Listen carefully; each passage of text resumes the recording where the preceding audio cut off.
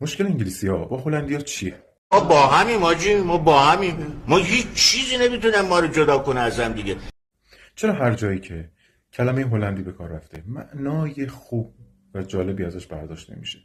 مثلا I'm in Dutch، من توی درد سرم.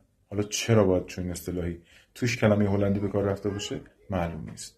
یا دابل داچ، انگلیسی ها تو قدیم فکر میکردن که زبون هلندی زبون سخت و نامفهومیه، برای همین وقتی به یه چیزی میگن دابل داچ یعنی دو برابر هلندیه، یعنی خیلی سخت و نامفهومه.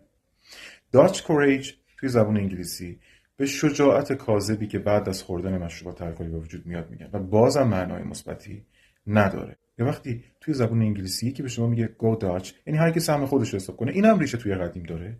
ریشه در این داره که انگلیسی ها فکر میکردن هلندی ها آدمای خیلی خسیسی هن.